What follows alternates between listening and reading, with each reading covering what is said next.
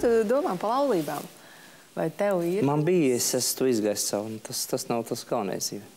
Man bija, es biju tiešām uz pusgadu izmēģināju. Uz pusgadu? Jā. Tu nestrādā? Ne. Jo mēs taču visi sievietes to tik ļoti gaidām. Jā, nu, es nodzīvoju kopā kaut ko 3-5 gadus bez laulības. Tu vairāk esi piekritējis dzīvot kopā, būt kopā, bet neprecētī. Nē, nu, varbūt, ka pienāk tas brīdis. Mīlestība ir tāda... Jā, kas ir mīlestība, starp citu? Mīlestība? To es pateikšu, ka man būs ap 65 gadu. Vēl neesmu nobriedis. Vēl neesmu izpētis īsti. Vēl jāpapēta bišķiņ? Vēl nojaušu tikai uz nojaušu, bet ap 65 es pateikšu, kas ir. Varbūt dzersiet kāzas?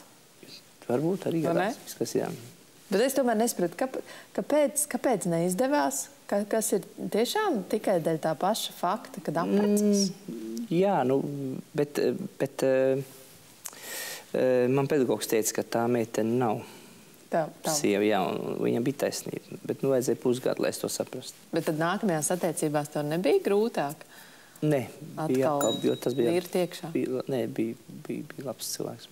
Bet nu 35 gadus, 36 mēs nodzīvojam. Bet tā ir vēl cita sieviete? Cita, jā, vēl cita, jā. 30 gadu, tas ir daudz? Tas ir daudz, jā. Un kāpēc izšķīrāties? Nu, citi parādījās. Jā? Mīlulis, es saku, sieviešu mīlulis. Tas nav tā. Nē, nu tā gadās, ka paslīd kāja. Kā tev šķiet, kas ir tas noslēpums, lai divi cilvēki turētos kopā visu mūžu? Un vai tu vispār tam tici? Jā, tas ir... Tur ir jākopā, jātīstās cilvēkiem, jāsaprot viens otru. Tāpēc ir vieglāk man šobrīd, ka mēs kopā strādājam. Visu laiku esam kopā. Neapnīt? Ne. Kad tu par to cilvēku zini visu? Bet tas ir labi. Tas ir labi? Jāzina viss, jā. Bet vienmēr jābūt kaut kādam noslēpumam? Nē, nedrīkst būt noslēpums. Tas ir visām lietām noslēpumu tikai traucē dzīvē.